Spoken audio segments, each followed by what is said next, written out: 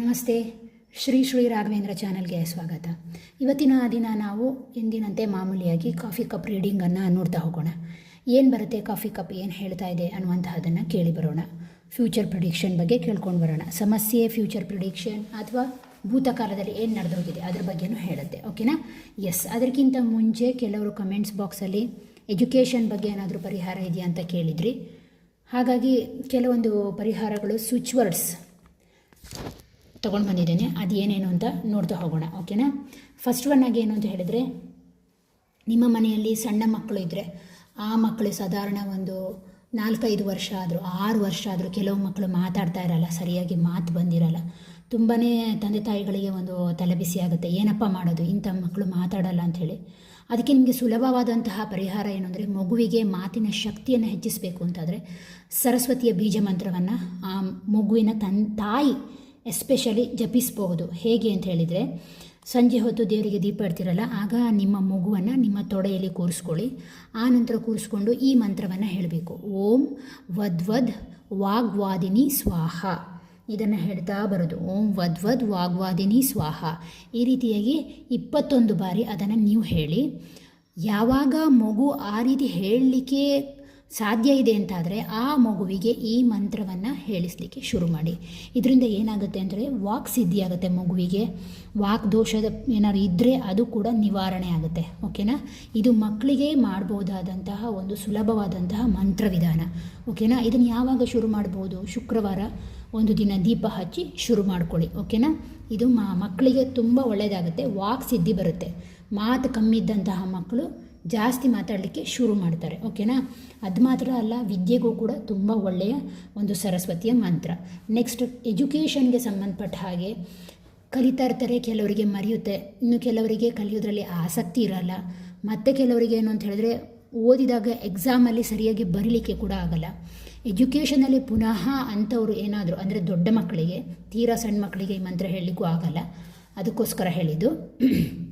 ಅಂತಹ ಮಕ್ಕಳೇನಾದರೂ ನಿಮ್ಮ ಮನೆಯಲ್ಲಿದ್ದರೆ ಅವ್ರಿಗೆ ಏನು ಮಾಡ್ಬೋದು ಅಂದರೆ, ಓಂ ಹ್ರೀಂ ಕ್ಲೀಂ ಸರು ನಮೋದಗಾವಸ್ತೆ ಶಾರದಾಯೈ ಹ್ರೀಂ ಸ್ವಾಹ ಈ ಮಂತ್ರವನ್ನು ಜಪಿಸೋದ್ರಿಂದ 108 ಬಾರಿ ಬೆಳಿಗ್ಗೆ ಸಂಜೆ 108 ಬಾರಿ ಜಪಿಸೋದ್ರಿಂದ ನಿಮಗೆ ಏನಾಗುತ್ತೆ ಅಂದರೆ ಸರಸ್ವತಿಯ ಕೃಪೆ ಉಂಟಾಗುತ್ತೆ. ನಿಮ್ಮ ವಿದ್ಯೆಯ ವಿಚಾರದಲ್ಲಿ ಯಾವುದೇ ರೀತಿಯ ತೊಂದರೆ, ಅಡೆತಡೆಗಳು ಏನೇ ಇದ್ದರೂ ಕೂಡ ಎಜುಕೇಷನಲ್ಲಿ ವಿನ್ ಆಗ್ತೀರಾ. ಓಕೆನಾ? ನೆಕ್ಸ್ಟ್, ಕೆಲವರಿಗೆ ಮಕ್ಕಳ ಸಮಸ್ಯೆ ಇರ್ಬೋದು. ನೋಡಿ, ನಾನು ಮತ್ತೆ ಹೇಳ್ತೇನೆ, ಆರೋಗ್ಯದ ಸಮಸ್ಯೆ ಇದ್ದರೆ ದಯವಿಟ್ಟು ವೈದ್ಯರ ಬಳಿಗೆ ಹೋಗಿ. ಇಲ್ಲ, ಆರೋಗ್ಯದ ಸಮಸ್ಯೆ ಏನೂ ಇಲ್ಲ, ಆದರೂ ಸಂತಾನ ಆಗ್ತಾ ಇಲ್ಲ, ಅದು ಡಿಲೇ ಆಗ್ತಾ ಇದೆ ಅಂತ ಹೇಳಿದರೆ ಸಂತಾನ ಗೋಪಾಲ ಮಂತ್ರವನ್ನು ಜಪಿಸಬಹುದು. ಅದು ಸ್ವಲ್ಪ ದೊಡ್ಡದಿದೆ, ನೀವು ಗೂಗಲಲ್ಲಿ ಅಥವಾ ಸರ್ಚ್ ಮಾಡಿದರೆ ಪುಸ್ತಕದ ಅಂಗಡಿಯಲ್ಲೆಲ್ಲ ಕೇಳಿದರೆ ಸಿಗ್ತದೆ. ಸಂತಾನ ಗೋಪಾಲ ಮಂತ್ರ ಪುಸ್ತಕವೇ ಸಿಗ್ತದೆ, ಅದನ್ನು ಜಪಿಸಿ. ಒಂದು. ಎರಡನೇದೇನು ಅಂತ ಹೇಳಿದ್ರೆ, ಸಂತಾನ ಗೋಪಾಲಕೃಷ್ಣ ದೇವಸ್ಥಾನ ಎಲ್ಲಿಯಾದರೂ ನಿಮ್ಮ ಮನೆಯ ಹತ್ತಿರದಲ್ಲಿದ್ದರೆ ಅಲ್ಲಿಗೆ ಹೋಗಿ ತೊಟ್ಟಿಲು ಸೇವೆಯನ್ನು ಮಾಡಿಸ್ಬೋದು. ಇದರಿಂದ ಏನಾಗುತ್ತೆ, ಅಥವಾ ಸಂತಾನ ಗೋಪಾಲ ಪೂಜೆ ಅಂತ ಬರ್ತದೆ, ಅದಕ್ಕೂ ಹೆಸರು ಬರೆಸಿ ಮಾಡಿಸ್ಬೋದು. ಇದರಿಂದ ನಿಮ್ಮ ಕರ್ಮಾನುಸಾರವಾಗಿ ಖಂಡಿತವಾಗಿಯೂ ನಿಮಗೆ ಸಂತಾನ ಭಾಗ್ಯ ಸಿಕ್ಕುತ್ತೆ. ಓಕೆನಾ? ನೆಕ್ಸ್ಟ್, ಕೆಲವರಿಗೆ ಏನು ಅಂತ ಹೇಳಿದ್ರೆ ಅನಗತ್ಯವಾದಂತಹ ಖರ್ಚು, ಜೀವನದಲ್ಲಿ ಅವರ ಕೈಗೆ ದುಡ್ಡು ನಿಲ್ತಾ ಇರಲ್ಲ ಅವ್ರ ಕೈಯಲ್ಲಿ. ಅಂತಹ ಸಂದರ್ಭದಲ್ಲಿ ಈ ಸ್ವಿಚ್ ವರ್ಡನ್ನು ಉಪಯೋಗಿಸ್ಬೋದು. ಯಾವುದು? ಕಟ್. ಕೇವಲ ಕಟ್ ಕಟ್ ಕಟ್ ಕಟ್. ದಿನದಲ್ಲಿ 108 ಬಾರಿ ಕಟ್ ಕಟ್ ಅನ್ನುವಂತಹ ವರ್ಡನ್ನು ನೀವು ಹೇಳ್ತಾ ಇದ್ದರೆ ನಿಮಗೆ ಗೊತ್ತಿಲ್ಲದೆ ನೀವು ಮಾಡುವಂತಹ ಖರ್ಚಿನ ಪ್ರಮಾಣ ಕಡಿಮೆ ಆಗ್ತಾ ಹೋಗುತ್ತೆ. ಓಕೆನಾ? ನೆಕ್ಸ್ಟ್, ಇನ್ನು ಕೆಲವರಿಗೆ ಏನು ಅಂತ ಹೇಳಿದರೆ, ಕಲ್ತಿರ್ತಾರೆ, ಕೆಲಸ ಸಿಕ್ಕಿರಲ್ಲ, ಯಾವುದಾದ್ರೂ ಬಿಸ್ನೆಸ್ ಮಾಡಬೇಕು ಅಂತ ಇರ್ತಾರೆ, ಯಾವ ಬಿಸ್ನೆಸ್ ಅಂತ ಗೊತ್ತಾಗಲ್ಲ. ಆಗ ಏನು ಮಾಡಬಹುದು? ನಿಮಗೆ ಆ ಬಿಸ್ನೆಸ್ ಐಡಿಯಾ ಬರಲಿಕ್ಕೆ, ನಿಮ್ಮ ವೇಯನ್ನು ನೀವು ಹುಡುಕಿಕೊಂಡು ಹೋಗಲಿಕ್ಕೆ ಏನು ಮಾಡ್ಬೋದು ಅಂದರೆ ಇದನ್ನು ಹೇಳ್ಬೋದು. ಇದು ಕೂಡ switch word. Together divine, together divine. ಈ ರೀತಿಯಾಗಿ ಹೇಳಬೇಕು. ಫಸ್ಟ್ ಹೇಳ್ಕೊಳ್ಳಿ, ನನಗೆ ಯಾವ ಬಿಸ್ನೆಸ್ ಮಾಡಬೇಕು ಅಥವಾ ಯಾವ ಬಿಸ್ನೆಸ್ಸಿಗಾರ ಒಂದು ದಾರಿ ತೋರಿಸಿ ಅಂತ ಕೇಳ್ಕೊಳ್ಳಿ ಯೂನಿವರ್ಸಿಗೆ. ಅನಂತರ ಇದನ್ನು ಚಾಂಟ್ ಮಾಡಿ. ಓಕೆನಾ? ರಿಸಲ್ಟ್ ಸಿಕ್ಕುತ್ತೆ ಪಕ್ಕ. ನೆಕ್ಸ್ಟ್, ಯಾರಿಗೆ ಮನಿ ಪ್ರಾಬ್ಲಮ್ ಆಗಿದೆ ಅಂದರೆ ದುಡ್ಡಿನ ವಿಚಾರದಲ್ಲಿ ಆಗಾಗ ತೊಂದರೆ ಬರ್ತಾ ಇದೆ ಅಂಥವ್ರು ಏನು ಮಾಡ್ಬೋದು, ದುಡ್ಡನ್ನು ಒಂದು ನೋಡಿ, ಇನ್ನೊಂದು ವಿಷಯ ಹೇಳ್ತೇನೆ. ದುಡ್ಡನ್ನು ಎಷ್ಟು ನೀವು ಚಲಾವಣೆಗೆ ತರ್ತಿರೋ ಅಷ್ಟು ಅದು ವೇಗದಲ್ಲಿ ಅಭಿವೃದ್ಧಿ ಆಗುತ್ತೆ. ದುಡ್ಡನ್ನು ಕೂಡಿಟ್ಟಷ್ಟು ಲಕ್ಷ್ಮಿ ನಿಮ್ಮಿಂದ ದೂರ ಹೋಗ್ತಾಳೆ, ಅದನ್ನು ಮಾತ್ರ ಮರಿಬೇಡಿ. ಹಾಗಾಗಿ ನಾನು ಹೇಳ್ತಾ ಇದ್ದೇನೆ ಏನು ಅಂತ ಹೇಳಿದ್ರೆ, ನೀವು ದುಡ್ಡಿನ ಬಗ್ಗೆ ಏನಾದರೂ ಆಲೋಚನೆ ಮಾಡ್ತಾ ಇದ್ದರೆ ಈ ಸ್ವಿಚ್ ವರ್ಡನ್ನು ಉಪಯೋಗಿಸ್ಬೋದು. ಕೌಂಟ್ ಸ್ವಿಚ್ ವರ್ಡ್ ಏನು? ಕೌಂಟ್. ದಿನಕ್ಕೆ 108 ಬಾರಿ ಹೇಳ್ಬೋದು. ಓಕೆನಾ? ನೆಕ್ಸ್ಟ್, ನಿಮ್ಮಲ್ಲಿ ಯಾವುದೇ ರೀತಿಯ ಮಾನಸಿಕ ಭಯ ಇದೆ, ಏನೋ ಒಂದು ಆಪತ್ತಿನ ಬಗ್ಗೆ ಭಯ ಇರುತ್ತೆ ಕೆಲವರಿಗೆ ಮಾನಸಿಕ ಭಯ ಇರುತ್ತೆ. ಪಾಸ್ಟ್ ಇಶ್ಯೂಸ್ನ ಕೆಲವರು ಹಾಗೆ ಇಟ್ಕೊಂಡಿರ್ತಾರೆ. ಅದರಿಂದ ಹೊರಗೆ ಬರಬೇಕು ಅಂದರೆ ಏನು ಮಾಡ್ಬೋದು ಅಂದರೆ, ಲಕ್ಷ್ಮೀ ನರಸಿಂಹ ಅಷ್ಟೋತ್ತರ ಶತನಾಮಾವಳಿ ಸ್ತೋತ್ರವನ್ನು ಓದಬಹುದು. ಓಕೆನಾ? ಇದೆಲ್ಲ ಏನು ಅಂತ ಹೇಳಿದ್ರೆ ನೋಡ್ಕೊಳ್ಳಿ, ನಾನು ಹೇಳ್ತಾ ಇದ್ದೇನೆ, ಪುನಃ ಹೇಳ್ತಾ ಇದ್ದೇನೆ. ಕಾಣಿಸುತ್ತಲ್ವಾ? Okay, yes. ಇದೆಲ್ಲ ಏನು ಅಂತ ಹೇಳಿದರೆ ಅತ್ಯಂತ ಸುಲಭದಲ್ಲಿ ನಿಮ್ಮ ಸಮಸ್ಯೆಗೆ ಸಿಗುವಂತಹ ಒಂದು ಪರಿಹಾರಗಳು. ಓಕೆನಾ? ಎಸ್, ಕಾಣಿಸುತ್ತೆ ಅಂದ್ಕೊಳ್ತೇನೆ ನೋಡಿ. Yes, okay. ಈಗ ವಿಡಿಯೋವನ್ನು ಸರಿ ಮಾಡ್ತೇನೆ. ಎಸ್, ಬನ್ನಿ ಇನ್ನು ರೀಡಿಂಗಿಗೆ ಹೋಗುವ. ಕಾಫಿ ಕಪ್ ರೀಡಿಂಗ್ ಅನ್ನುವಂತಹದ್ದು ನಮ್ಮ ದೇಶದಲ್ಲ, ಅದು ಟರ್ಕ್ ದೇಶದ ಒಂದು ವಿದ್ಯೆ. ಟರ್ಕ್ ದೇಶದಲ್ಲಿ ಭೂತ, ವರ್ತಮಾನ, ಭವಿಷ್ಯತ್ತಿಗಾಗಿ ಉಪಯೋಗಿಸ್ತಾ ಇದ್ರು. ಅನಂತರ ಅದು ಏನಾಯಿತು ಅಂದರೆ ಕಾಲಕ್ರಮೇಣ ಭಾರತಕ್ಕೂ ಕೂಡ ಬಂದಿದೆ. ಓಕೆನಾ? ಎಸ್, ಬನ್ನಿ ಏನು ಹೇಳುತ್ತೆ ನೋಡೋಣ.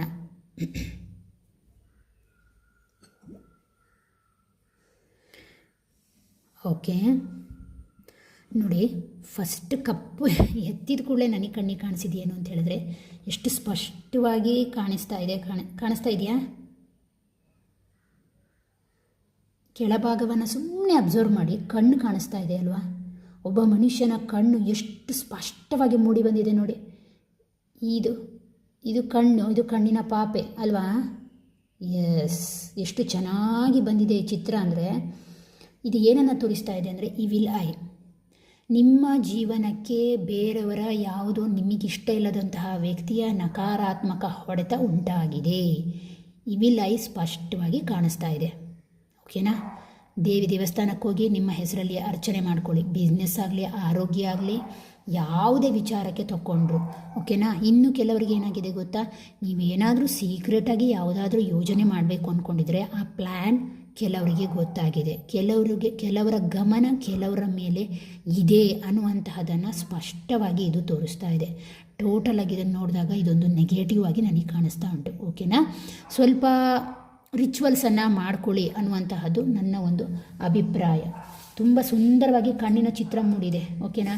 ನೆಕ್ಸ್ಟ್, ಈ ಸೈಡ್ ನೋಡಿದಾಗ ಸ್ವಲ್ಪ ಬೆಟ್ಟಗಳ ಸಾಲು ಕೂಡ ಕಾಣಿಸ್ತಾ ಇದೆ. ಇದು ಏನನ್ನು ತೋರಿಸುತ್ತೆ ಅಂತ ಹೇಳಿದ್ರೆ, ಸಡನ್ನಾಗಿ ಯಾವುದೋ ಒಂದು ಅಡಚಣೆ ಬಂದು ನಿಮ್ಮ ಬಿಸ್ನೆಸ್ ಆಗಿರ್ಬೋದು ಅಥವಾ ನೀವು ಕೈಗೊಂಡಂಥ ಯಾವುದೋ ಕಾರ್ಯಗಳೇ ಆಗಿರ್ಬೋದು, ಅದು ಏನಾಗಿದೆ ಅಂತ ಹೇಳಿದ್ರೆ ಸಂಪೂರ್ಣವಾಗಿ ಸ್ಟಕ್ ಆಗಿರೋದನ್ನು ತೋರಿಸ್ತಾ ಇದೆ. ಕೆಲವರಿಗೆ ಕಂಟಿನ್ಯೂಸ್ ಆಗಿ ವಿಳಂಬಗಳು ಕೂಡ ಈ ಒಂದು ರೀಡಿಂಗಲ್ಲಿ ಕಾಣಿಸ್ತಾ ಇದೆ. ಓಕೆನಾ?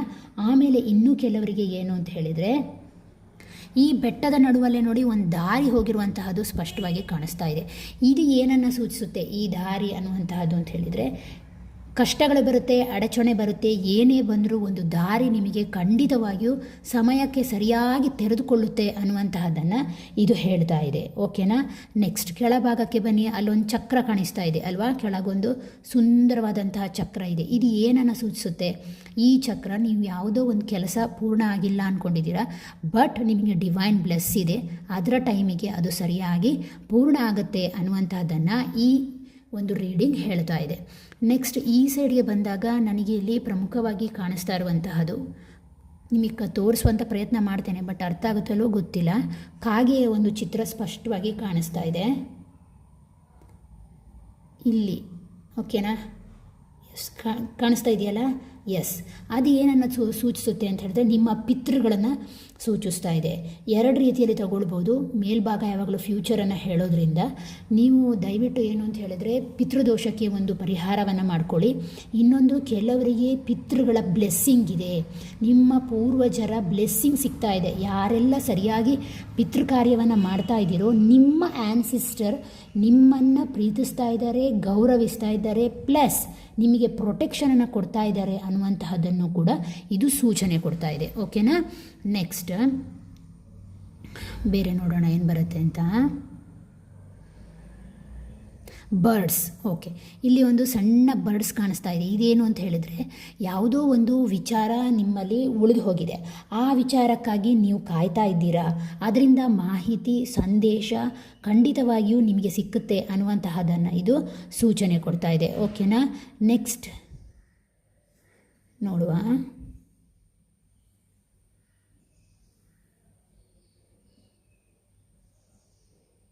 ಓಕೆ,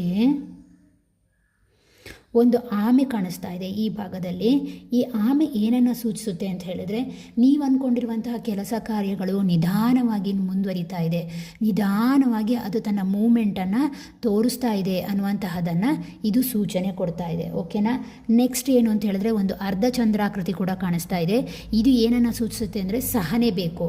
ಯಾವುದೋ ವಿಚಾರದಲ್ಲಿ ತುಂಬಾ ತಲೆ ಕೆಡಿಸ್ಕೊಂಡಿದ್ದೀರಾ, ಸ್ವಲ್ಪ ತಾಳ್ಮೆ ವಹಿಸಿ, ಸಹನೆ ಬೇಕು. ಇಷ್ಟ ಕಾರ್ಯಗಳು ನೆರವೇರಬೇಕಾದ್ರೆ ಪೂರ್ಣ ಪ್ರಮಾಣದ ದೇವರ ಅನುಗ್ರಹ ಬೇಕಾಗುತ್ತೆ. ಸಮಯ ಕರ್ಮದ ಒಂದು ನೆರಳು ಕೂಡ ಅದರ ಮೇಲೆ ಇದೆ ಅನ್ನುವಂತಹದ್ದನ್ನು ಹೇಳ್ತಾ ಇದೆ. ನೀವು ಇದಕ್ಕೊಂದು ಐಡಿಯಾ ಮಾಡಿ, ಯಾವುದಾದ್ರು ಶಿವನ ದೇವಸ್ಥಾನಕ್ಕೆ ನಿಮ್ಮ ಹೆಸರಲ್ಲಿ ರುದ್ರಾಭಿಷೇಕವನ್ನು ಮಾಡಿಸಿ, ಖಂಡಿತವಾಗಿಯೂ ಅದು ಬ್ರೇಕ್ ಆಗುತ್ತೆ. ಓಕೆನಾ, ಆ ಸಮಸ್ಯೆ ಫುಲ್ ಕಂಪ್ಲೀಟಾಗಿ ಬ್ರೇಕ್ ಆಗಿ ನಿಮಗೆ ಏನಾಗುತ್ತೆ ಅಂತ ಹೇಳಿದರೆ ಲಾಭ ಬರುತ್ತೆ. ಓಕೆನಾ, ಆ ಸಮಸ್ಯೆಯಿಂದ ಮುಕ್ತಿ ಸಿಕ್ಕುತ್ತೆ. ಎಸ್, ನೆಕ್ಸ್ಟ್ ಏನಾದರೂ ಕಾಣಿಸುತ್ತಾ ಅಂತ ನೋಡುವ.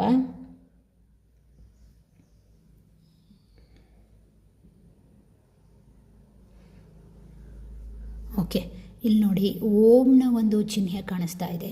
ಮೆಡಿಟೇಷನ್ ಮಾಡಿ, ದಯವಿಟ್ಟು ಅನಗತ್ಯ ಟೆನ್ಷನ್ನು ಕಿರಿಕಿರಿ ಮಾಡ್ಕೊಳ್ಳೋದ್ರ ಬದಲಾಗಿ ಸ್ವಲ್ಪ ಮೆಡಿಟೇಷನನ್ನು ಮಾಡ್ಕೊಳ್ಳಿ. ಮೆಡಿಟೇಷನ್ ನಿಮ್ಮ ದೇಹಕ್ಕೆ ಮನಸ್ಸಿಗೆ ರಿಲ್ಯಾಕ್ಸನ್ನು ಕೊಡುತ್ತೆ ಅಂತ ಕೂಡ ಇದು ಹೇಳ್ತಾ ಇದೆ. ಹಾಗೆ ಅದರ ಜೊತೆಗೆ ಇನ್ನೇನನ್ನು ಸೂಚನೆ ಕೊಡುತ್ತೆ ನೋಡೋಣ. ಕೆಲವರಿಗೆ ಮ್ಯಾರೇಜ್ ನಿಂತು ಹೋಗಿರ್ಬೋದು, ಅಂಥವರಿಗೆ ಪುನಃ ಇನ್ನೊಂದು ಪ್ರಪೋಸಲ್ಸ್ ಬರುವಂತಹ ಸಾಧ್ಯತೆ ಇದೆ ಅನ್ನುವಂತಹದನ್ನು ಇದು ಸೂಚನೆ ಕೊಡ್ತಾ ಇದೆ. ಯಾಕೆ ಅಂತ ಹೇಳಿದರೆ ಕಳಶ, ಅರ್ಥ ಆಯ್ತಾ, ಈ ಮದುವೆಯಲ್ಲಿ ಕಳಶ, ನೀರನ್ನು ಇಟ್ಟು ಅದರ ಮೇಲೆ ಕಾಯನ್ನು ಇಟ್ಟು ಮಾವಿನ ಎಲೆ ಹಿಡಿತಾರಲ್ಲ ಕಳಶ, ಅದನ್ನು ಇದು ತೋರಿಸ್ತಾ ಇದೆ. ಓಕೆನಾ, ಆದ್ದರಿಂದಾಗಿ ಮ್ಯಾರೇಜ್ ಪ್ರಪೋಸಲ್ಸ್ ಕೆಲವರಿಗೆ ಬರುವಂತಹ ಸಾಧ್ಯತೆ ಇದೆ ಅನ್ನುವಂತಹದ್ದನ್ನು ಹೇಳ್ತಾ ಇದೆ. ಓಕೆನಾ, ಯಾರ್ದೋ ಮ್ಯಾರೇಜ್ ಕೂಡ ನಿಂತು ಹೋಗಿ ಅದು ಮತ್ತೆ ಬೇರೆ ಕಡೆಗೆ ಟರ್ನ್ ಹೊಡೆಯುತ್ತೆ ಅನ್ನುವಂತಹ ರೀತಿಯಲ್ಲಿ ಕೂಡ ಈ ರೀಡಿಂಗ್ ಹೇಳ್ತಾ ಇದೆ. ಓಕೆನಾ, ನೆಕ್ಸ್ಟ್ ಒಂದು ಸ್ಪೈಡರ್ ಕಾಣಿಸ್ತಾ ಇದೆ. ದಯವಿಟ್ಟು ಜಾಗ್ರತೆ ವಹಿಸಿ, ಕೆಲವರ ವಿಚಾರದಲ್ಲಿ ನೀವು ಟ್ರ್ಯಾಪ್ ಆಗಬೇಡಿ ಅನ್ನುವಂತಹದ್ದನ್ನು ಕೂಡ ಇದು ಸೂಚನೆ ಕೊಡ್ತಾ ಇದೆ. ಓಕೆನಾ, ಸ್ಪಷ್ಟವಾಗಿ ಸ್ಪೈಡರು ಪ್ಲಸ್ ಅದರ ನಡುವಲ್ಲಿ ಸ್ಪೈಡರ್ದು ಬಲೆ, ಜೇಡದು ಬಲೆ, ಹಾಗೆ ಅದರ ಜೊತೆಗೆ ಅದರ ನಡುವಲ್ಲಿ ಜೇಡ ಕೂಡ ಕಾಣಿಸ್ತಾ ಉಂಟು. ಹಾಗಾಗಿ ಟ್ರ್ಯಾಪ್ ಆಗಬೇಡಿ ಅನ್ನುವಂತಹದ್ದು ನನ್ನ ಒಂದು ಮನಸ್ಸಿನ ಅನಿಸಿಕೆ. ಓಕೆನಾ, ಸ್ವಲ್ಪ ಗಮನವಹಿಸಿ, ನೀವು ಯಾರನ್ನೇ ನಂಬಿದರೂ ಕೂಡ ಸ್ವಲ್ಪ ಗಮನವಹಿಸಿ ಅನ್ನುವಂತಹದ್ದನ್ನು ಇದು ಹೇಳ್ತಾ ಇದೆ. ಓಕೆನಾ, ನೆಕ್ಸ್ಟ್ ಇಲ್ಲಿ ಒಂದು ಫೀಮೇಲ್ ಮತ್ತು ಮೇಲ್ ಕೈಯನ್ನು ಹಿಡ್ಕೊಂಡಿರುವಂತಹದ್ದು ಸ್ಪಷ್ಟವಾಗಿ ಕಾಣಿಸ್ತಾ ಇದೆ. ಹಾಗಾಗಿ ಏನು ಅಂತ ಹೇಳಿದ್ರೆ ಯಾರೋ ಯಾರನ್ನು ಇಷ್ಟಪಡುವಂತಹದ್ದನ್ನು ಇದು ತೋರಿಸ್ತಾ ಇದೆ, ಆ ಪ್ರೀತಿಯನ್ನು ಇದು ತೋರಿಸ್ತಾ ಇದೆ ಅನ್ನುವಂತಹದ್ದು. ನೆಕ್ಸ್ಟ್ ಇಲ್ಲಿ ಏನು ಅಂತ ಹೇಳಿದರೆ, ಒಂದು ನಿಮಿಷ, ಬ್ಯಾಟಲ್, ಒಂದು ಬಾವಲಿ. ಏನು ಅಂತ ಹೇಳಿದರೆ ಬ್ಯಾಟಲ್ ಅನ್ನುವಂಥದ್ದು ಏನು ಅಂತ ಹೇಳಿದರೆ, ನೀವು ಯಾವುದೋ ಒಂದು ಕೆಲಸವನ್ನು ಮಾಡಿದಾಗ ಅದು ಫ್ರೂಟ್ಲೆಸ್ ಆಗಿದೆ, ಅದರಿಂದ ಪ್ರತಿಫಲ ಸಿಗ್ತಾ ಇಲ್ಲ ಅನ್ನುವಂತಹ ನೋವು ನಿಮ್ಮಲ್ಲಿ ಇದೆ ಅನ್ನುವಂತಹದ್ದನ್ನು ಇದು ಸ್ಪಷ್ಟವಾಗಿ ಹೇಳ್ತಾ ಇದೆ. ಓಕೆನಾ, ನೆಕ್ಸ್ಟ್ ಏನಾದರೂ ಅಕ್ಷರಗಳು ಕಾಣಿಸುತ್ತಾ ನೋಡೋಣ. ಸ್ವಲ್ಪ ಇದು ನಿಧಾನ ಆಗುತ್ತೆ, ಯಾಕೆಂದರೆ ಬೇಗ ಬೇಗ ಕಾಣಿಸಲ್ಲ, ನಿಧಾನವಾಗಿ ನೋಡಿದ್ರೆ ಮಾತ್ರ ಅರ್ಥ ಆಗುತ್ತೆ. ಎಸ್, ಇಲ್ಲಿ ನೋಡಿ ಗಿ ಅಕ್ಷರ, ಗಿ ಕನ್ನಡದ ಗಾ ಗಿ, ಆ ಅಕ್ಷರ ಒಂದು ಸ್ಪಷ್ಟವಾಗಿ ನನಗೆ ಕಾಣಿಸ್ತಾ ಇದೆ. ಮತ್ತು ನೆಕ್ಸ್ಟ್ ಯು ಅಕ್ಷರ, ಯು ಇಂಗ್ಲೀಷ್ನ ಯು ಅಕ್ಷರ, ಅದು ಕೂಡ ಕಾಣಿಸ್ತಾ ಇದೆ. ಹಾಗೆ ಅದರ ಜೊತೆಗೆ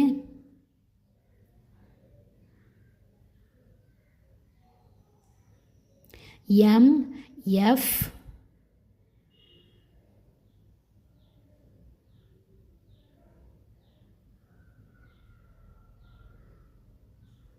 ನಿಮಿಷ. ಓಕೆ,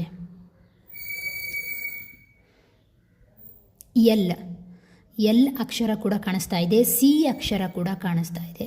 ಓಕೆನಾ, ಓಕೆ, ಇಷ್ಟು ಅಕ್ಷರಗಳು ಸ್ಪಷ್ಟವಾಗಿ ಇಲ್ಲಿ ಮೂಡಿದೆ. ಓಕೆನಾ, ಅದರ ಜೊತೆಗೆ ಇದರಲ್ಲಿ ಒಂದು ಕೈಟ್ ಬಂದಿದೆ. ಕೈಟ್ ಅಂದರೆ ಗಾಳಿಪಟ ಏನನ್ನು ಸೂಚನೆ ಕೊಡುತ್ತೆ ಅಂತ ಹೇಳಿದ್ರೆ, ನೀವು ಯಾವುದರ ಬಗ್ಗೆ ಆಲೋಚನೆ ಮಾಡ್ತಾ ಇದ್ದೀರೋ ಅದರ ಮೇಲೆ ಸ್ವಲ್ಪ ಹಿಡಿತಾ ಇರಲಿ. ಅಂದರೆ ದಟ್ ಮೀನ್ಸ್ ನಾನು ಹೇಳುವಂಥದ್ದು, ನೀವು ಯಾವುದೋ ಒಂದು ವಿಚಾರದಲ್ಲಿ ತುಂಬಾ ಆಲೋಚನೆ ಮಾಡ್ತಾ ಇದ್ದೀರಾ, ಬಟ್ ನಿಮ್ಮ ಭಾವನೆಗಳನ್ನು ಸ್ವಲ್ಪ ತಡೆ ಹಿಡಿದು ಇಟ್ಕೊಳ್ಳಿ. ಯಾಕೆ ಅಂತ ಹೇಳಿದರೆ ಅದಾಗಲಿಲ್ಲ ಅಂದರೆ ನಿಮಗೆ ಹರ್ಟ್ ಆಗ್ಬೋದು. ಆದ್ದರಿಂದಾಗಿ ಜಾಸ್ತಿ ಓವರ್ಟೇಕ್ ಟೆನ್ಷನನ್ನು ಮಾಡಬೇಡಿ ಅನ್ನುವಂತಹದ್ರ ಒಂದು ಸೂಚನೆ ಕೂಡ ಕಾಣಿಸ್ತಾ ಇದೆ. ಮತ್ತು ಇಲ್ಲಿ ಒಂದು ವೆಹಿಕಲ್ಸ್ ಕೂಡ ಕಾಣಿಸುತ್ತಾ ಹೀಗೆ ಬಂದಿದೆ ವೆಹಿಕಲ್ಸ್.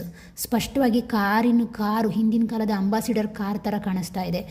ಏನನ್ನು ಸೂಚಿಸುತ್ತೆ ಅಂತ ಹೇಳಿದರೆ ಬಹುಶಃ ಪ್ರಯಾಣ, ಟ್ರಾವೆಲ್ ಅನ್ನು ಸೂಚಿಸ್ತಾ ಇದೆ. ನೀವು ಅಂದ್ಕೊಂಡಾಗೆ ನೀವು ಎಲ್ಲಿಗೋ ಒಂದು ಕಡೆ ಪ್ರಯಾಣವನ್ನು ಮಾಡಬಹುದು. ಕೆಲವರಿಗೆ ಅನಿವಾರ್ಯವಾದಂತಹ ಪ್ರಯಾಣವನ್ನು ಕೂಡ ಇದು ಸೂಚನೆ ಕೊಡ್ತಾ ಇದೆ. ಓಕೆನಾ?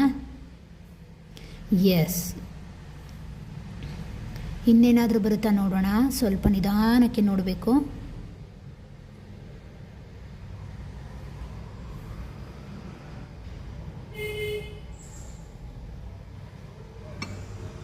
ಓಕೆ, ಇಲ್ಲಿ ಕೂಡ ಅಷ್ಟೇ ಬೆಟ್ಟ ಮತ್ತು ಪರ್ವತಗಳ ಸಾಲು ತುಂಬಾ ಕಾಣಿಸ್ತಾ ಇದೆ. ಯಾವುದೋ ವಿಚಾರದಲ್ಲಿ ಸ್ಟಕ್ ಆಗಿರುವಂತಹದ್ದು ಮತ್ತೆ ಎಚ್ಚರಿಕೆಯನ್ನು ಕೊಡ್ತಾ ಇದೆ. ಮತ್ತು ಕೆಲವರು ಏನು ಗೊತ್ತಾ, ಈ ಹೋಟೆಲ್ ಮ್ಯಾನೇಜ್ಮೆಂಟ್ಗೆ ಏನಾದರೂ ಕೆಲಸಕ್ಕೆ ಅರ್ಜಿ ಹಾಕಿದರೆ ಅದು ಖಂಡಿತವಾಗಿಯೂ ಸಕ್ಸಸ್ ಆಗುತ್ತೆ. ಅಥವಾ ಕಲಿಬೇಕು ಅಂತಿದ್ರೆ ಅದರಲ್ಲಿ ಸೀಟ್ ಸಿಕ್ಕುವಂತಹದ್ದು ಇದೆಲ್ಲ ಕೂಡ ಇಲ್ಲಿ ಕಾಣಿಸ್ತಾ ಇದೆ. ಹಾಗೆ ಅದರ ಜೊತೆಗೆ ಏನು ಅಂತ ಹೇಳಿದರೆ ಇಲ್ಲೊಂದು ಧ್ವಜ ಕೂಡ ನನಗೆ ಕಾಣಿಸ್ತಾ ಇದೆ. ಈ ಧ್ವಜ ಏನನ್ನು ಸೂಚಿಸುತ್ತೆ ಅಂತ ಹೇಳಿದ್ರೆ ಸ್ಪಿರಿಚುವಲ್ ಅವೇಕನಿಂಗನ್ನು ಸೂಚನೆ ಕೊಡ್ತಾ ಇದೆ. ಓಕೆ, ನೆಕ್ಸ್ಟ್ ಏನಾರು ಇದೆಯಾ? ಎಸ್, ಸ್ಪಷ್ಟವಾಗಿ ಬೇರೆ ಏನೂ ಕಾಣಿಸ್ತಾ ಇಲ್ಲ. ಎಸ್, ಅದರ ಜೊತೆಗೆ ಏನು ಅಂತ ಹೇಳಿದ್ರೆ ಕೆಲವರಿಗೆ ಕಾಫಿ ಎಲ್ಲ ಸ್ವಲ್ಪ ಹೊರಗಡೆ ಬಂದಿರೋದ್ರಿಂದ ಸ್ವಲ್ಪ ಮಾನಸಿಕ ಚಿಂತೆಗಳು ಜಾಸ್ತಿ ಆಗಿದೆ ಅನ್ನೋದರ ಸೂಚನೆಯನ್ನು ಕೂಡ ಇದು ಕೊಡ್ತಾ ಇದೆ. ಸ್ವಲ್ಪ ದೇವರ ಆರಾಧನೆಯನ್ನು ಮಾಡ್ಕೊಳ್ಳಿ ಅನ್ನುವಂತಹದ್ದನ್ನು ಸ್ಪಷ್ಟವಾಗಿ ಇದು ಹೇಳ್ತಾ ಇದೆ. ಓಕೆನಾ? Next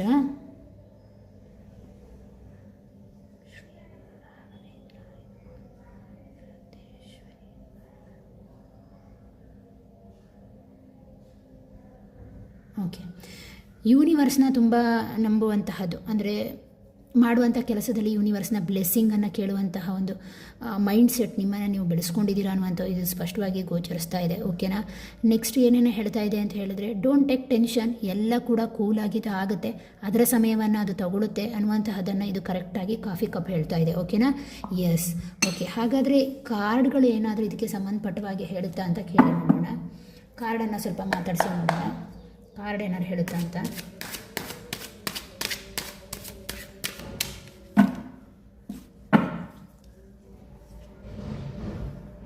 move on. ಎಸ್, ಪ್ರಯಾಣವನ್ನು ಸೂಚಿಸ್ತಾ ಇದೆ. ಯಾರ್ದೋ ಒಂದು ಪ್ರಯಾಣ ಇರ್ಬೋದು, ಅಥವಾ ಯಾರಿಗೋ ಹರ್ಟ್ ಆಗಿರುವಂತಹ ಸಾಧ್ಯತೆ ಕೂಡ ಇರ್ಬೋದು, ಅಥವಾ ಟೆನ್ಷನ್ ಕೂಡ ಇದು ಸೂಚನೆಯನ್ನು ಕೊಡ್ತಾ ಇದೆ. ನಿಧಾನವಾದ ಪ್ರಗತಿಯನ್ನು ಕೂಡ ಹೇಳುತ್ತೆ. 8 ಅನ್ನುವಂತಹದ್ದು ಶನಿ, ಹಾಗಾದ ಕಾರಣ ನಿಧಾನವಾದಂತಹ ಪ್ರಗತಿಯನ್ನು ಕೂಡ ಇದು ಹೇಳ್ತಾ ಇದೆ. ಓಕೆನಾ?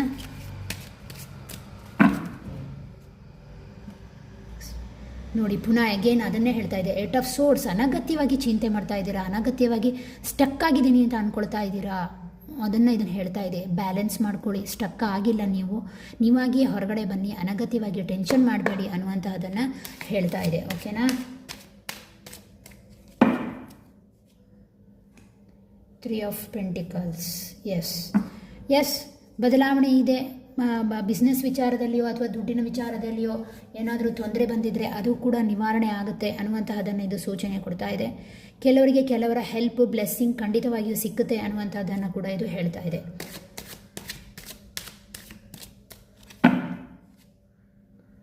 ಎಸ್, ನಾನು ಹೇಳಿದಾಗೆ ಕೆಲವರಿಗೆ ಖಂಡಿತವಾಗಿಯೂ ಉತ್ತಮವಾದಂತಹ ಸಂದೇಶ ಬರುವಂಥ ಚಾನ್ಸಸ್ ಇದೆ. ಅತಿ ವೇಗದಲ್ಲಿ ನೀವು ಅಂದ್ಕೊಳ್ಳುವಂತಹ ಯಾವುದೋ ಒಂದು ವಿಚಾರದ ಸಂದೇಶ ನಿಮಗೆ ಸಿಗುವಂತಹ ಚಾನ್ಸಸ್ ಖಂಡಿತವಾಗಿಯೂ ಇದೆ. ಓಕೆನಾ? ನೆಕ್ಸ್ಟ್ ಇನ್ನೇನಾದ್ರು ಬರುತ್ತಾ? ನಾನು 3 ಕಾರ್ಡ್.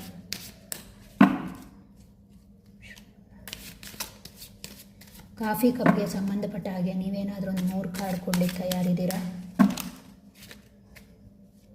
1 2 3. ಎಸ್, ನಾನು ಆಗಲೇ ಹೇಳಿದಾಗೆ ಅಲ್ಲಿ ಗಂಡ ಹೆಂಡತಿ ಕಾಣಿಸಿತು ನನಗೆ. ಎಸ್, ನಿಮ್ಮಿಬ್ಬರ ನಡುವೆ ಉತ್ತಮವಾದಂತಹ ಬಾಂಧವ್ಯ ಇದೆ. ದೇವರ ಒಂದು ಬ್ಲೆಸ್ಸಿಂಗ್ ಇದೆ ಗಂಡ ಹೆಂಡತಿ ನಡುವೆ. ಖಂಡಿತವಾಗಿಯೂ ಕಪಲ್ಸ್ ಆಗಿದ್ದರೆ ಖಂಡಿತವಾಗಿ ಇದು ಮ್ಯಾರಿಡ್ ಕಪಲ್ಸ್ ಇದು ಬರ್ತಾ ಇರೋದು ಎನರ್ಜಿ. ಖಂಡಿತವಾಗಿಯೂ ದೇವರ ಬ್ಲೆಸ್ಸಿಂಗ್ ಇದೆ, ಮುಂದುವರಿರಿ, ಜೀವನ ಚೆನ್ನಾಗಿ ಇರುತ್ತೆ, ಅನಗತ್ಯವಾದಂತಹ ಜಗಳಗಳಿಗೆ ಒಳಗಾಗಬೇಡಿ ಅನ್ನುವಂತಹದ್ದನ್ನು ಇದು ಹೇಳ್ತಾ ಇದೆ. ಹಾಗೆ ಅದರ ಜೊತೆಗೆ ಏನು ಅಂತ ಹೇಳಿದ್ರೆ ಇನ್ವೆಸ್ಟ್ಮೆಂಟನ್ನು ತೋರಿಸ್ತಾ ಇದೆ. ಕೆಲವರ ಕೆಲಸ ವೇಟಿಂಗಲ್ಲಿದೆ, ಪೂರ್ಣ ಆಗಿಲ್ಲ ಅನ್ನುವಂಥದ್ದನ್ನು ಕೂಡ ಹೇಳ್ತಾ ಇದೆ. ನಿಧಾನವಾಗಿ ಅದರಲ್ಲಿ ಬೆಳವಣಿಗೆ ಬರುತ್ತೆ ಅಂತ ಹೇಳ್ತಾ ಇದೆ.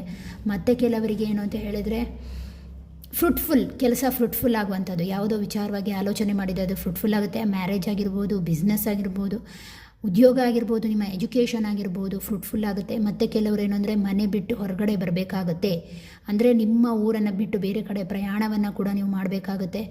For earning money for your ಗ್ರೋತಿಗೋಸ್ಕರ ಅನ್ನುವಂತಹದ್ದನ್ನು ಕೂಡ ಇದು ಸೂಚನೆ ಕೊಡ್ತಾ ಇದೆ. ಓಕೆನಾ? ಎಸ್, ಕಂಪ್ಲೀಟ್ ಅಲ್ಲ. 2 ಕಾರ್ಡ್ ತೋರಿಸಿ. ಎಸ್, ಬಂತು ನೋಡಿ, ವಿಲೈ. ಖಂಡಿತವಾಗಿಯೂ ನಿಮ್ಮ ಕೆಲಸದ ಮೇಲೆ ನೆಗೆಟಿವಿಟಿ ಇದೆ. ನಿಮ್ಮ ಮೇಲೆ, ನಿಮ್ಮ ಮನೆಯವರ ಮೇಲೆ ಆಗಿರ್ಬೋದು ಅಥವಾ ನಿಮ್ಮ ಕೆಲಸದ ಮೇಲೆ ಆಗಿರ್ಬೋದು ನೆಗೆಟಿವಿಟಿ ಆಗಿದೆ. ಅದಕ್ಕೆ ಅಲ್ಲಿ ಕಣ್ಣಿನ ಚಿತ್ರ ಸ್ಪಷ್ಟವಾಗಿ ಬಂದಿದ್ದು ನೋಡಿ. ಇಲ್ಲಿ ಕಣ್ಣು ಸ್ಪಷ್ಟವಾಗಿ ನಡುವಲ್ಲಿ ಕಾಣಿಸಿತು ನೋಡಿ, ಒಂದು ಕಣ್ಣು. ಎಸ್, ಕಾಣಿಸ್ತಾ ಇದೆಯಲ್ಲ. ಶತ್ರು ಬಾಧೆ ಅನ್ನುವಂತಹದ್ದು. ನರಸಿಂಹ ಕವಚ ಓದ್ಬೋದು ಶತ್ರು ಬಾಧೆಗೆ. ಎಸ್, ಇಲ್ಲಿ ಸಿಂಹ ಇದೆ. ಓಕೆನಾ? ನರಸಿಂಹ ಕವಚವನ್ನು ಓದಿ ಆದಷ್ಟು, ಸಿಂಹ ಬಂದಿರೋ ಕಾರಣ. ಎಸ್, ದೇವಿಯ ಆರಾಧನೆ, ಫೀಮೇಲ್ ಎನರ್ಜಿ ಮಾಡ್ಕೊಳ್ಳಿ. ಖಂಡಿತವಾಗಿಯೂ ನಿಮ್ಮ ದೃಷ್ಟಿದೋಷದ ನಿವಾರಣೆ ಮಾಡ್ಕೊಳ್ಳಿ, ಇಲ್ಲದಿದ್ದರೆ ಸ್ಟಕ್ ಆಗ್ತೀರಾ ಖಂಡಿತವಾಗಿಯೂ. Next 7 of wands. ಹೆಚ್ಚು 7 ಕಾಣಿಸ್ತಾ ಇದೆ. ಕೇತು 7 ಅನ್ನುವಂಥದ್ದು ಕೇತುವಿನ ಪ್ರತಿನಿಧಿ ನಂಬರ್. ಕೇತು ಅಂತ ಹೇಳಿದಾಗ ಪುನಃ ದುರ್ಗಾರಾಧನೆ ಮಾಡ್ಬೋದು, ಶಿವನ ಆರಾಧನೆ ಕೂಡ ಮಾಡ್ಬೋದು ಕೇತುವಿಗೆ ಸಂಬಂಧಪಟ್ಟ ಹಾಗೆ. ಓಕೆನಾ? ಬ್ಯಾಲೆನ್ಸ್ ಮಾಡ್ಕೊಳ್ಳಿ, ಜೀವನ ಆಗಲಿ ಅಥವಾ ಯಾವುದೇ ವಿಚಾರದಲ್ಲಿ ಆಗಲಿ ಬ್ಯಾಲೆನ್ಸ್ ಮಾಡ್ಕೊಳ್ಳಿ. ಒತ್ತಡ ಹೇರ್ಕೊಳ್ಳಿಕ್ಕೆ ಹೋಗಬೇಡಿ. ಸಮಾಜದಲ್ಲಿ ದೂಷಿಸುವವರು ಹೇಗಿರ್ತಾರೋ ಪ್ರೀತಿಸುವವರು ಕೂಡ ನಮ್ಮ ನಡುವೆ ಇರ್ತಾರೆ. ಅಂಥವ್ರನ್ನು ಗುರುತಿಸಿ ನಿಮ್ಮ ಜೀವನದ ಬದಲಾವಣೆಗಳಿಗೆ ನೀವೇ ಅವಕಾಶ ಮಾಡಿಕೊಳ್ಳಿ ಅನ್ನುವಂತಹದ್ದನ್ನು ಹೇಳ್ತಾ ಇದೆ. ಹಾಗೆ ಅದರ ಜೊತೆಗೆ ಏನು ಗೊತ್ತಾ, ಜೀವನ ಅನ್ನುವಂತಹದ್ದು ಒಂದು ಸೈಕಲ್ನ ವೀಲ್ನ ಹಾಗೆ ಬದಲಾವಣೆ ಅನ್ನುವಂಥದ್ದು ಬರುತ್ತೆ, ನಿಧಾನ ಅನ್ನುವಂತಹದ್ದನ್ನು ಕೂಡ ಈ ರೀಡಿಂಗ್ ಹೇಳ್ತಾ ಇದೆ. ಟೋಟಲ್ ಆಗಿ ಇದು ಒಂದು ಕರ್ಮ ಬೇಸ್ನ ಹಾಗೆ, ಕಾರ್ಮಿಕ್ಕಿನ ಒಂದು ಬೇಸಿನ ಹಾಗೆ ರೀಡಿಂಗ್ ಬರ್ತಾ ಇದೆ. ನಿಮಗೆ ಯಾವುದು ರೆಸೊನೇಟ್ ಆಗುತ್ತೋ ಅದನ್ನು ತಗೊಳ್ಳಿ. ಆ್ಯಸ್ ಯೂಶ್ವಲ್ ಇದೊಂದು ಜನರಲ್ ರೀಡಿಂಗ್ ಆಗಿರುತ್ತೆ. ಓಕೆನಾ? ಎಸ್, ಇದಾಗಿತ್ತು ಇವತ್ತಿನ ಕಾಫಿ ಕಪ್ ರೀಡಿಂಗ್.